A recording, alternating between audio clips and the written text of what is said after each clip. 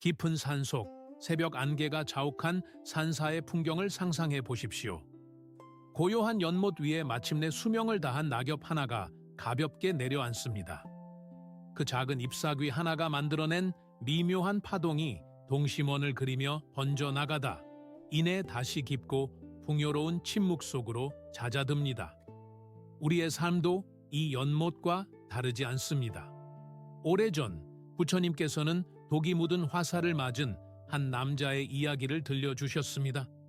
화살이 몸에 박혀 생명이 위태로운 순간에도 그는 자신을 치료하려는 의사의 손길을 거부하며 이렇게 물었습니다. 이 화살을 쏜 자는 누구인가? 그의 신분은 무엇이고 키는 얼마나 큰가? 이 화살은 어떤 나무로 만들어졌으며 깃털은 어떤 새의 것인가? 그 남자는 답을 얻기도 전에 몸에 퍼진 독으로 인해 숨을 거두고 말았습니다. 오늘을 살아가는 우리의 모습이 바로 이와 같지 않습니까? 우리는 마음속에 박힌 불안과 고통의 화살을 뽑아내는 대신 왜 나에게 이런 일이 생겼는지, 누구의 잘못인지, 세상은 왜 이토록 불공평한지를 따지느라 소중한 생명력을 낭비하곤 합니다. 분석하고 비판하고 타인을 원망하는 사이 정작 우리의 영혼은 소멸해 가고 있습니다. 지금 당신은 무엇을 묻고 있습니까? 아니면 그저 화살을 뽑아내기로 결심하셨습니까? 우리가 사는 이 시대는 우리를 끊임없는 광란의 소용돌이 속으로 몰아넣습니다. 빨리빨리라는 이름의 채찍은 우리의 등을 밀치고 타인과 끊임없이 비교하게 만드는 손바닥 안의 작은 화면은 우리를 만성적인 갈증 상태로 몰아넣습니다. 풍요의 시대라 부르지만 정작 우리 마음의 심연은 그 어느 때보다 가난합니다. 잠 못 이루는 밤, 천장을 바라보며 느끼는 그 공허함은 당신만의 잘못이 아닙니다. 우리 시대가 설계한 이 거대한 소음 속에서 우리는 정작 자기 자신의 숨소리조차 잊어버린 채 살아가고 있기 때문입니다. 본격적인 이야기를 시작하기 전에 잠시 숨을 고르고 저의 손을 잡아 주시겠습니까? 여러분의 소중한 구독과 좋아요는 이 고요한 울림이 더 많은 지친 영혼들에게 닿을 수 있게 하는 따뜻한 인연의 시작이 됩니다. 오늘 이 영상 아래에 당신이 지금 어느 곳에서 이 이야기를 듣고 계시는지, 당신의 마음은 오늘 어떤 날씨인지 짧은 댓글로 남겨주세요. 멀리서나마 당신의 안녕을 빌어드리고 싶습니다. 또한 영상 하단에 있는 하트 모양의 후원 버튼은 광고 수익이 적은 이 채널이 매일같이 여러분을 찾아올 수 있게 하는 귀한 밑거름이 됩니다. 아주 작은 마음이라도 이 숲을 가꾸는 큰 힘이 됩니다. 그리고 가끔은 영상의 짧은 소리보다 더 깊은 정적이 필요할 때가 있지요. 우리 삶에서 왜 자꾸 소중한 복이 빠져나가는지, 왜 가난한 마음의 운명이 반복되는지 고민하는 분들을 위해 제가 마음을 다해 정리한 기록이 있습니다. 바로 복의 법칙, 가난한 운명을 끊는 부처님의 가르침이라는 글입니다. 우리가 일상에서 무심코 저지르는 운을 쫓아내는 미묘한 습관들을 점검하고 카르마를 통해 평온한 삶의 토대를 다지는 법을 담았습니다. 고정 댓글의 링크를 통해 이 고요한 지혜를 여러분의 서재에 담아보시길 권합니다. 그것은 저와 여러분을 잇는 또 하나의 깊은 공명이 될 것입니다. 모든 존재의 근원적인 치유는 재행무상, 즉 모든 것은 변한다는 사실을 뼛속 깊이 받아들이는 성숙에서 시작됩니다. 우리는 흔히 변화를 두려워합니다. 내가 가진 젊음이 사라질까봐, 내가 이룬 성취가 무너질까봐, 사랑하는 사람이 곁을 떠날까봐 전전긍긍하며 집착의 뼛조각을 움켜쥐고 살지요. 하지만 가만히 들여다보십시오. 당신이 어제 느꼈던 그 지독한 슬픔이 오늘도 같은 무게입니까? 10년 전 당신을 잠 못 들게 했던 그 치열한 고민이 지금도 당신의 숨을 조이고 있습니까? 아닙니다. 모든 현상은 거대한 강물처럼 흐르고 있습니다. 석가모니 부처님께서 이 땅을 떠나시며 남기신 마지막 유후는 모든 현상은 변한다. 게으르지 말고 정진하라는 것이었습니다. 이 말씀은 우리에게 허물을 가르치려는 것이 아닙니다. 오히려 절망의 시면에 빠진 이들에게 건네는 가장 강력한 희망의 뼘가루입니다. 지금 당신이 겪고 있는 직장에서의 뼈아픈 실패, 믿었던 사람에게 받은 배신, 도저히 끝날 것 같지 않은 경제적인 빈곤조차 사실은 지나가는 구름에 불과하다는 사실을 일깨워주는 것입니다.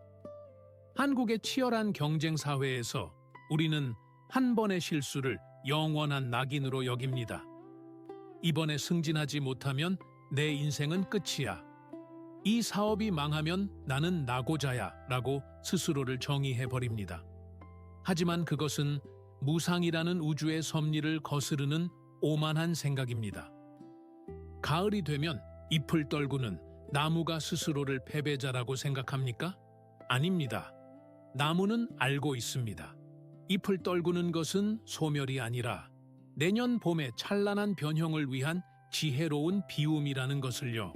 우리의 고통이 그토록 무거운 이유는 변화하는 흐름을 거슬러 억지로 무언가를 붙잡으려 하기 때문입니다. 마치 흐르는 강물을 손바닥으로 막아 세우려는 아이처럼 말입니다.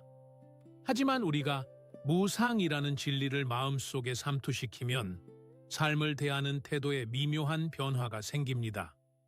좋을 때도 그것이 영원하지 않음을 알기에 교만하지 않고, 나쁠 때도 그것이 곧 지나갈 것임을 알기에 절망하지 않는 단단한 뼈심이 생기는 것입니다. 오늘 당신의 마음을 괴롭히는 그 소음들도 결국은 시간이라는 거대한 파도에 씻겨 내려갈 모래 성일 뿐입니다. 그 변화의 흐름에 당신의 몸을 맡기고 그저 현재라는 이 순간의 파동을 느껴보십시오. 당신은 변하고 있고 그렇기에 당신은 무엇이든 될 수 있으며 어디로든 흐를 수 있습니다. 이 무상의 진리를 깨닫는 것은 우리 마음속에 견고한 뼛낯을 내리는 과정입니다. 폭풍우가 몰아쳐도 배가 멀리 떠내려가지 않는 것은 수면 아래 깊은 곳에 닻이 있기 때문입니다. 모든 것이 변한다는 확신이야말로 역설적으로 우리를 변하지 않는 편곤으로 인도합니다. 직장에서 상사의 말 한마디에 심장이 요동칠 때 가슴 깊이 숨을 들이마시며 읊조려 보십시오. 이 또한 지나가리라.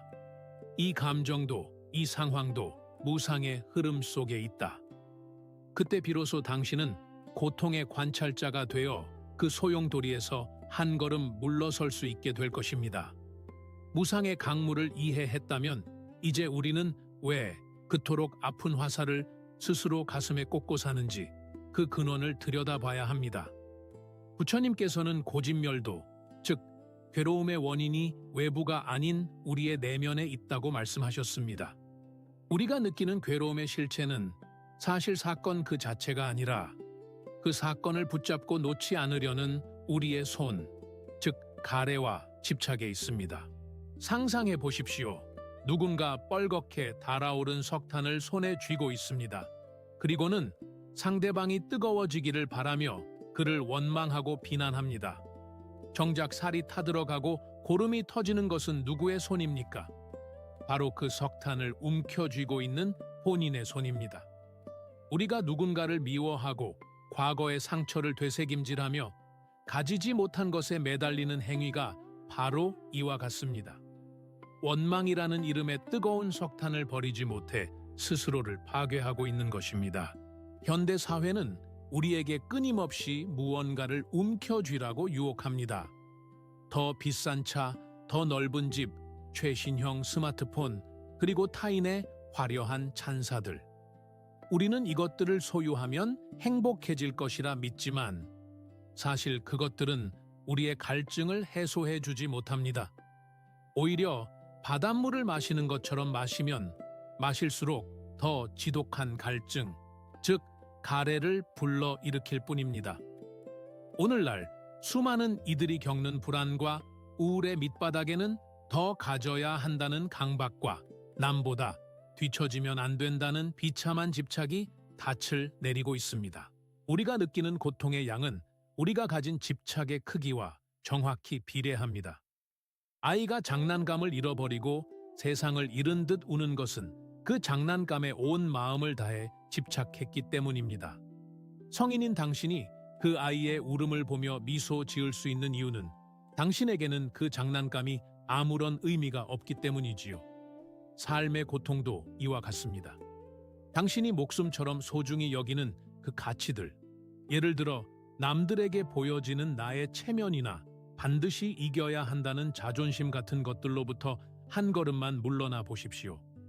그것들이 사실은 아이의 장난감처럼 더 덮는 것임을 깨닫는 순간 당신을 옥죄던 고통의 매듭은 스르르 풀리기 시작합니다.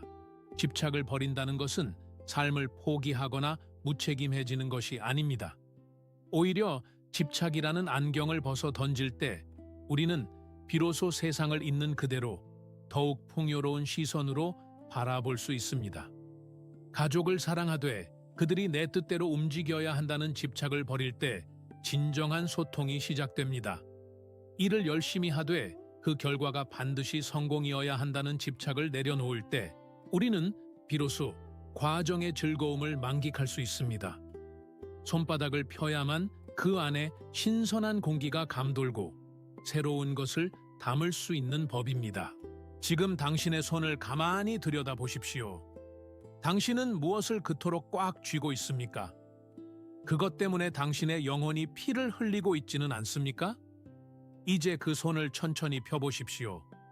처음에는 손가락 마디마디가 굳어 있어 통증이 느껴질지도 모릅니다. 하지만 손을 펴는 순간 당신은 깨닫게 될 것입니다. 당신이 움켜쥐려 했던 그 모든 것들보다 당신의 빈 손바닥 위로 흐르는 이 고요한 바람이 훨씬 더 자유롭고 평온하다는 사실을 말입니다. 그것이 바로 괴로움의 소멸로 향하는 첫 번째 발걸음이자 진정한 풍요로움으로 들어가는 문입니다. 이제 우리는 더욱 깊은 내면의 숲으로 걸어 들어갑니다. 우리가 겪는 그 지독한 고통의 뿌리를 더 깊이 파헤쳐 보면 그곳에는 나라는 이름의 거대한 감옥이 자리 잡고 있음을 발견하게 됩니다. 우리는 흔히 내가 상처받았다, 내 자존심이 깎였다, 내 커리어가 위기다 라고 말하며 괴로워합니다. 하지만 잠시 멈춰 서서 스스로에게 물어보십시오. 그 나라는 것은 대체 어디에 있습니까? 우리의 몸입니까? 아니면 시시각각 변하는 감정입니까? 혹은 타인의 시선으로 빚어진 사회적 껍데기입니까? 부처님께서는 금강경을 통해 우리에게 상상을 버리라고 엄중히 가르치셨습니다. 내가 누구라는 생각, 내가 옳다는 고집, 내가 특별하다는 이기심이라는 그 단단한 껍질들이 사실은 우리를 고립시키고 병들게 만드는 주범입니다.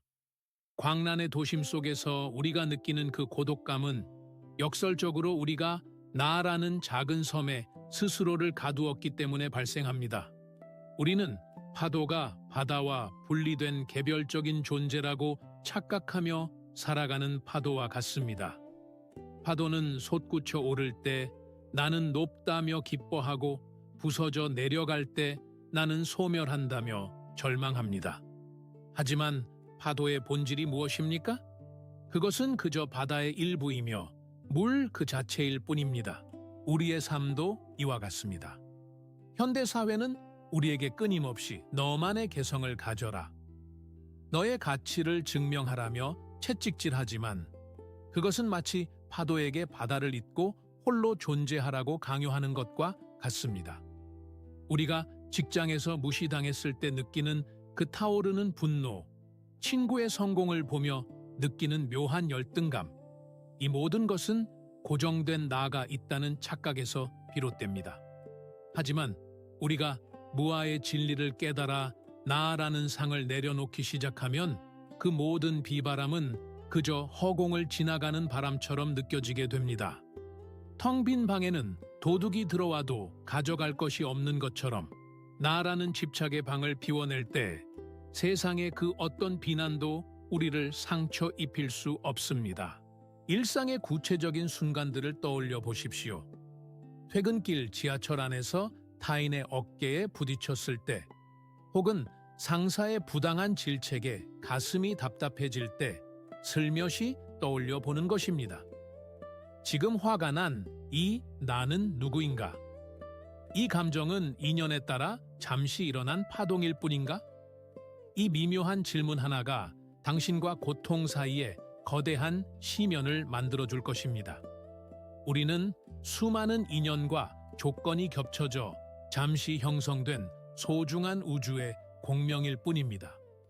우리는 독립된 섬이 아니라 서로가 서로에게 뿌리를 내리고 영양분을 주고받는 거대한 숲의 일부입니다. 이 사실을 삼투하듯 받아들일 때 우리는 타인의 고통을 나의 고통으로 느끼는 진정한 자비심의 문을 열게 되며 비로소 나라는 좁은 감옥에서 걸어나와 광활한 평온의 대지로 나설 수 있게 됩니다. 이 무아의 깨달음은 결코 우리를 나약하게 만들지 않습니다.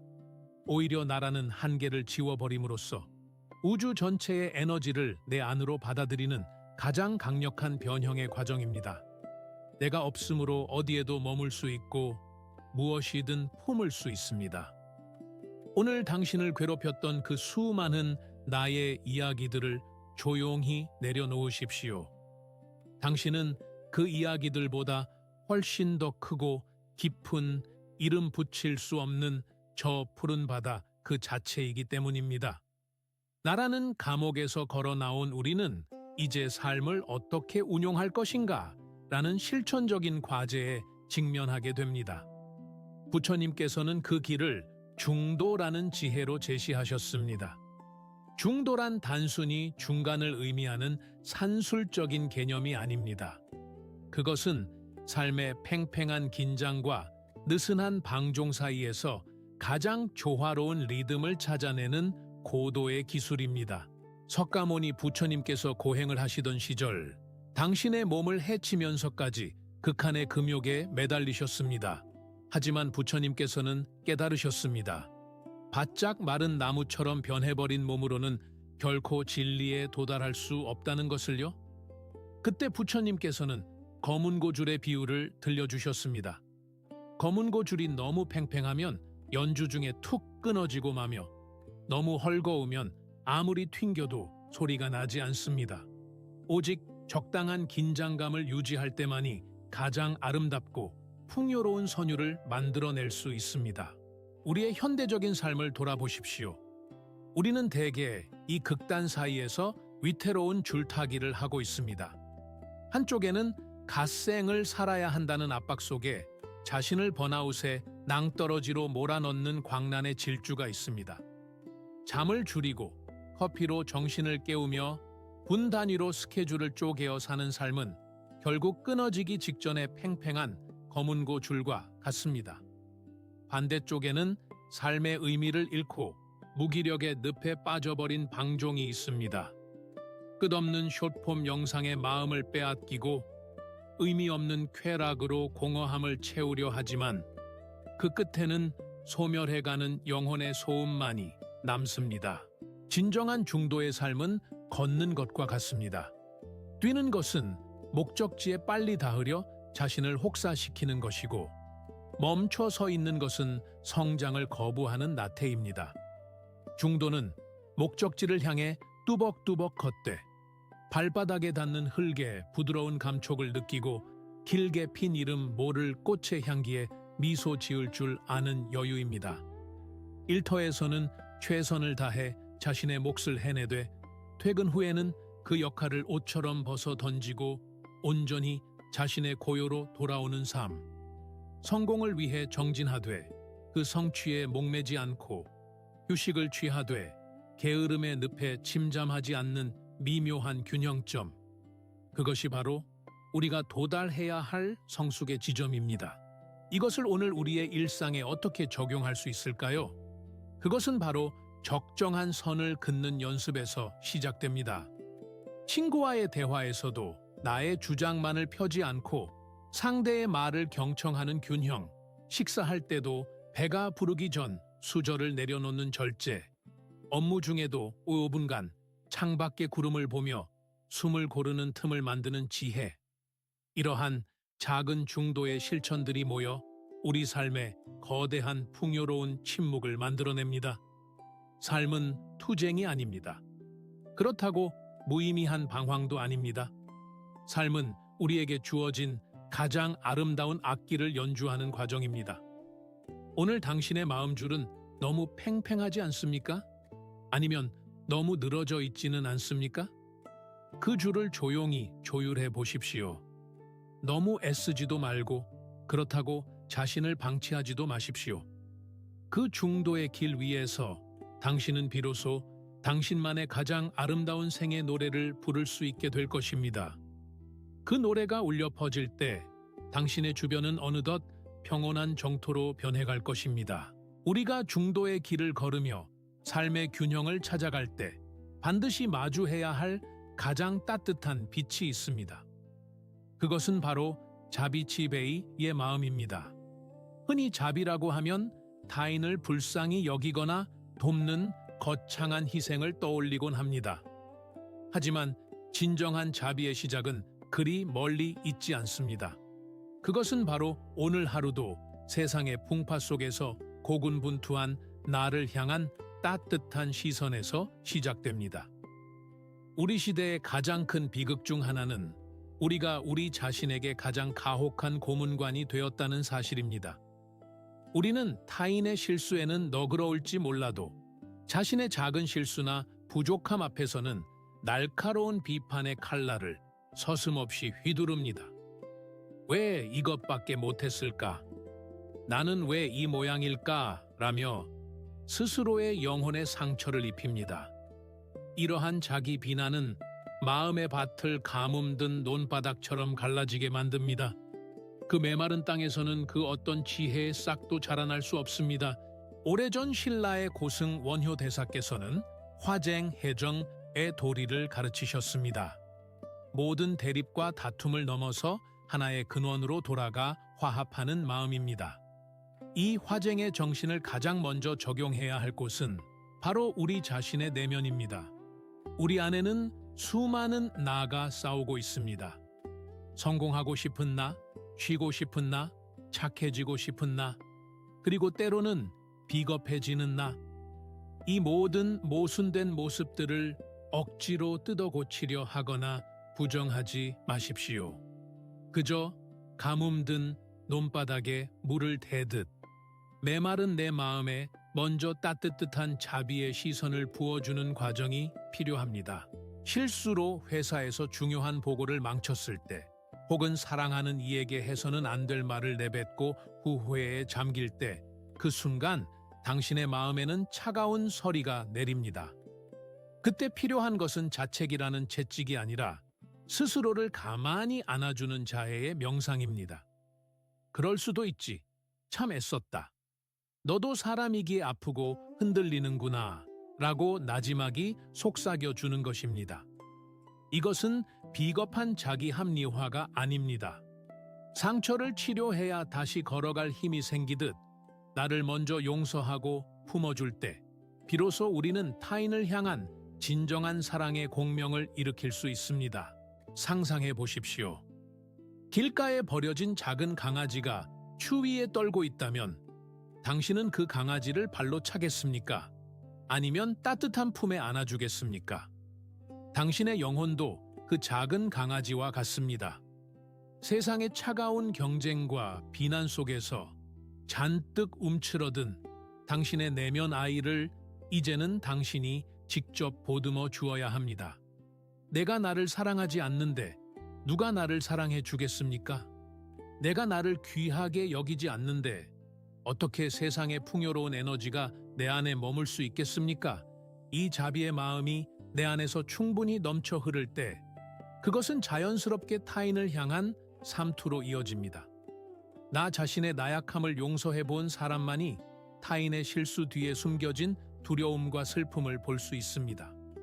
층간 소음으로 화가 날 때, 무례한 운전자를 만났을 때 그들을 나를 괴롭히는 적이 아니라 자기 안의 소음 때문에 괴로워하는 또 다른 영혼으로 바라보는 미묘한 변화.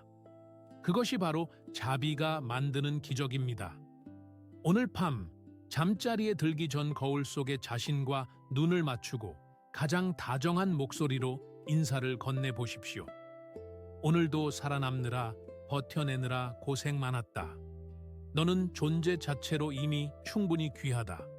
그 따뜻한 자애의 물길이 당신의 삶을 적실 때 당신의 운명은 비로소 평온이라는 항구에 닻을 내리게 될 것입니다.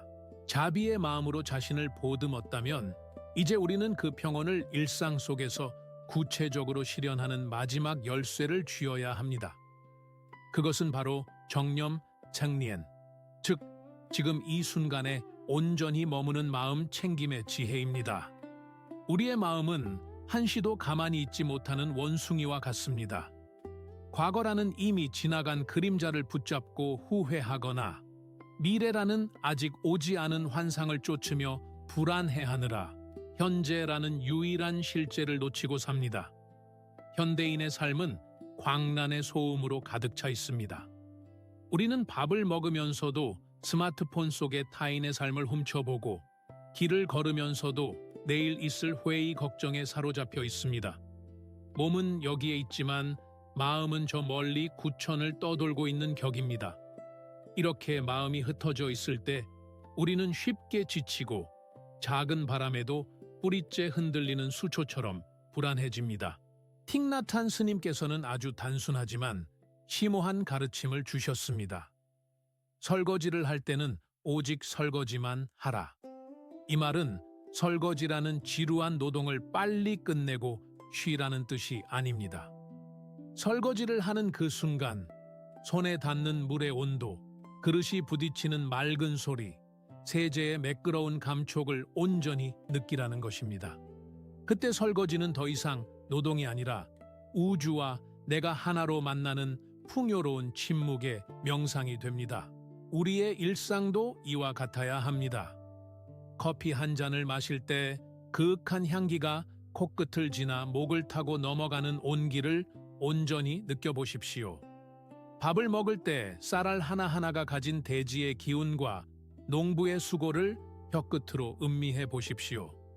스마트폰 알림 소리에 즉각적으로 반응하던 습관을 잠시 멈추고 지금 내 폐부 깊숙이 들어왔다 나가는 숨의 흐름에 집중해 보십시오. 숨을 들이마시며 내가 살아있음을 알고 숨을 내쉬며 내 안의 긴장을 밖으로 흘려보내는 이 단순한 행위가 당신을 광란의 소용돌이에서 건져 올리는 가장 강력한 구명줄이 될 것입니다. 정념은 세상의 소음을 없애는 것이 아니라 소음 속에서도 흔들리지 않는 내면의 중심점을 찾는 일입니다. 바다 표면에는 거대한 폭풍우가 몰아치고 파도가 집채만하게 일렁여도 저 깊은 시면의 바닥은 언제나 고요하고 평화롭습니다. 깨어있는 마음, 즉 정념은 우리를 그 깊은 시면으로 안내하는 닷과 같습니다. 삶의 고통과 시련이 파도처럼 덮쳐올 때 우리는 그 파도에 휩쓸리는 것이 아니라 시면의 고요함 속에서 그 파도를 가만히 지켜볼 수 있게 됩니다. 아, 지금 내 마음에 불안이라는 파도가 일고 있구나. 분노라는 바람이 불고 있구나. 라고 객관적으로 바라보는 것만으로도 그 감정의 힘은 급격히 약해집니다. 지금 이 순간에 머무는 연습은 거창한 것이 아닙니다. 지하철을 기다리는 짧은 시간, 신호를 대기하는 찰나의 순간, 혹은 누군가의 말을 경청하는 그 시간 속에 온전히 현존하는 것입니다. 과거의 후회는 이미 수정할 수 없는 기록이며 미래의 불안은 아직 태어나지 않은 유령일 뿐입니다. 우리가 실제로 만질 수 있고 바꿀 수 있으며 향유할 수 있는 유일한 시간은 오직 지금 여기뿐입니다. 오늘 당신의 삶이 유독 고단했다면 그것은 당신이 너무 먼 곳을 보며 달렸기 때문일지도 모릅니다. 이제 시선을 발밑으로 돌려보십시오. 당신이 딛고 서 있는 이 땅, 당신이 내뱉는 이 숨결, 당신의 가슴 속에서 뛰고 있는 이 심장 소리, 이 미묘하고도 경이로운 순간들의 마음의 뿌리를 내리십시오. 깨어있는 마음으로 현재를 살아갈 때 당신의 일상은 비로소 소멸해가는 소음이 아닌 영원히 마르지 않는 생명력으로 가득 찬 변형의 장이 될 것입니다. 평온은 먼 곳에 있는 이상향이 아니라 지금 당신이 내쉬는 그 한 호흡 속에 이미 깃들어 있습니다.